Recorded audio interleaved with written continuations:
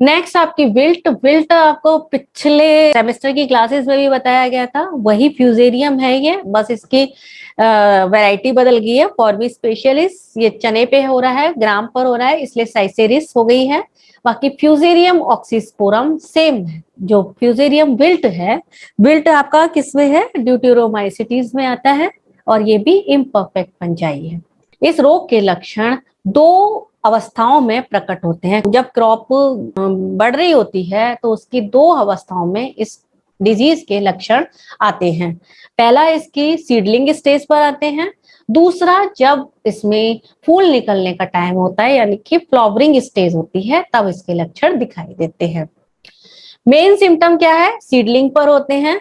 Seedling जो है पीली हो जाती है और पत्तियां जो हैं सूखने लगती हैं, और इसका पिटियोल जो है लटक जाता है, और प्लांट का रेकिस भी सूखने लगता है ना, सिकुड़ने लगता है। जब एडल्ट प्लांट हो जाता है, मतलब अगर पौधा बड़ा हो जाए, तब विल्टिंग के सिम्टम्स अगर आते हैं, तो विल्टिंग के जो सिम्टम्स हैं उसमें पहले ये ऊपर वाले पोर्शन पर दिखाई देता है, और फिर धीरे धीरे करके, और वहां से ये पहले मुरझाना शुरू करता है। यहाँ पर ये बड़ा प्लांट जैसे दिखा रहे हैं, तो ये पहले ऊपर से मुरझाना शुरू करता है, फिर धीरे धीरे पूरा का पूरा प्लांट मुरझाने लगता है। वास्कुलर ब्राउनिंग, ये आपका काट के दिखाया गया है स्टेम और रूट का पोर्शन।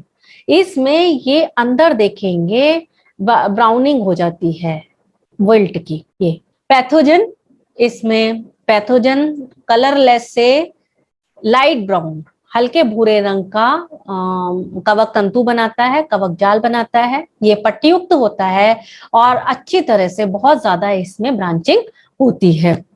यहाँ देखिए ये है पट्टीयुक्त माइसीलियम है, और इसमें बहुत सारी ब्रांचिंग होती है। इसमें तीन तरह के कोनिडिया बनते हैं। पहला है आपका माइक्रोकोनिडिया। माइक्रोकोनिडिया ओवल से सिलिंड्रिकल, ये माइक्रोकोनिडिया होते हैं, छोटे छोटे होते हैं। ये ओवल होते हैं या सिलिंड्रिकल होते हैं, और ये शॉर्ट कोनिडियोफोर पर बनते हैं। जो कोनिडिया किस पे बनेंगे, बीजाणु धानी धर पर। कोनिडिया को हिंदी में कहते हैं बीजाणु, माइक्रो छोटे वाले। तो ये जनरली छोटे कोनिडियोफोर पर बनते हैं, और सिंगल एक सेल होता है, सिंगल केवल एक कोशिकीय होते हैं। दूसरे आपके हैं मैक्रो, बड़े वाले कोनिडिया, जो ब्रांच्ड कोनिडियोफोर, ये जो उगते हैं इसके ब्रांच्ड कोनिडियोफोर पर बनते हैं, और ये थिन वॉल्ड होते हैं, और 3 से 5 तक के लिए सेप्टा होते हैं इसमें। ये देख रहे हो आप यहाँ पे, ये 3 से 5, और स्पिंडल के आकार का फ्यूजॉइड, स्पिंडल के आकार का और पॉइंटेड होता है।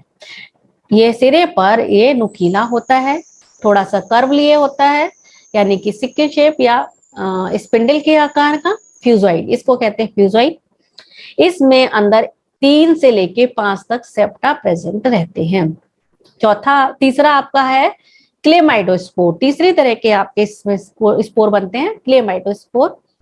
क्लोमाइडोस्पोर कब बनते हैं, जब आपकी अनफेवरेबल कंडीशन होती है। जनरली जब भी बनते हैं ये, जब आपके फंजाई को अनफेवरेबल प्रतिकूल अवस्थाएं मिलती हैं, तब ये क्लेमाइडोस्पोर बनाते हैं। क्लेमाइडोस्पोर रफ खुरदरी भित्ति वाला होता है, खुरदुरी वाला हो या स्मूथ चिकनी भित्ति, ये थिक वॉर्ड स्ट्रक्चर होते हैं। इनकी भित्ति जो है खुरदरी या चिकनी होती है।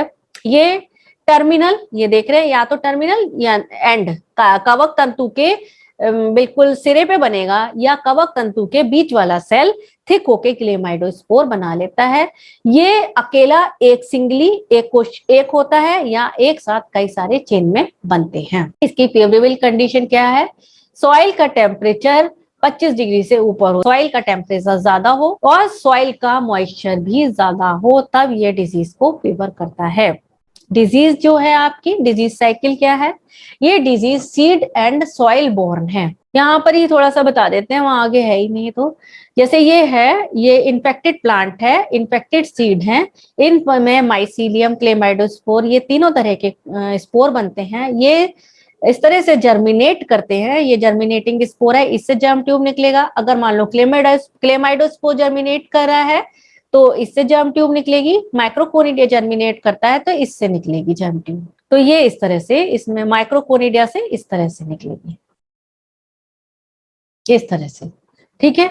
ये इसके बाद यहाँ पर ये इसके होस्ट टिश्यू में ये जनरली रूट से ही करेगा, तो रूट इसमें ये इससे पेनिट्रेट, ये जर्म ट्यूब यहाँ जा रही, ये देख रहे हो, या इसका मैक्रोकोनिडिया हो या क्लेमाइडोस्पोर हो, ये जर्मिनेट करेगा और इसके अंदर प्रवेश कर लेगा, ये यहाँ से रूट से।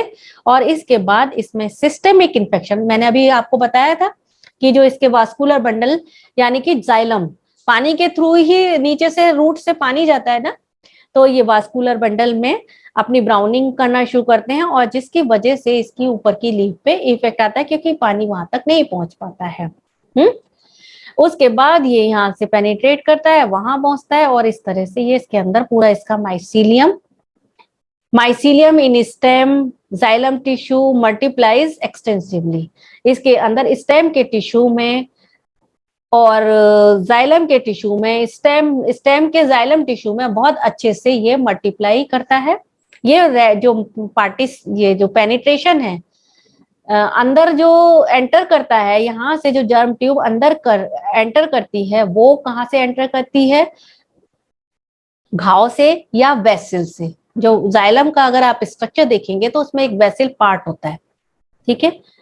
वेसल क्या होती है, वाहिकाएं होती है शायद हिंदी में, उनका का एक पार्ट होता है, तो वहां से ये एंटर करता है, और फिर स्टेम के जाइलम टिश्यू में ये बहुत अच्छे से ब्रांचिंग करने लगता है, माइसीलियम बहुत तेजी से बन जाता है इसमें, जिससे कि क्या होता है, इसमें गम्स बनते हैं इसके अंदर, और गम्स ये गुब्बारे जैसी स्ट्रक्चर बनने लगते हैं, गम्स बनने लगते हैं, जिससे क्या होता है, ये जाइलम की जो वेसल है वो ब्लॉक हो जाती है, जिसकी वजह से पानी का मूवमेंट रुक जाता है, ठीक है। और इसकी वजह से क्या हुआ, फिर प्लांट जो है डाई हो गया, मर गया, और इसके अंदर इससे इन्फेक्टेड सीड बन गए, या इसमें कहाँ पे ये जो है ये क्लेमाइडोस्पोर या डोर्मेंट माइसीलियम के रूप में ये रह गई फंजाई, जो नेक्स्ट सीजन में सर्वाइवल का या दूसरे प्लांट में सर्वाइवल का काम करेगा। ये डिजीज सीड या सॉइल बोर्न है, मतलब ये इसके जो डोर्मेंट माइसीलियम के रूप में या क्लेमाइडोस्पोर के रूप में ये सीड में या सॉइल में इसके प्रोपेग्यूल्स रहेंगे। तो प्राइमरी इन्फेक्शन, प्राथमिक संक्रमण क्लेमाइडोस्पोर के द्वारा होता है, जो कि सॉइल में पाया जाता है, जो अगले सीजन की क्रॉप जब लगाते हैं तब तक जीवित रहता है अपने आप, ठीक है। जो द्वितीयक संक्रमण जो है सिंचाई के पानी के द्वारा या कर्षण क्रियाओं के द्वारा या उसके औजारों के द्वारा इसका होता है, इस रोग का।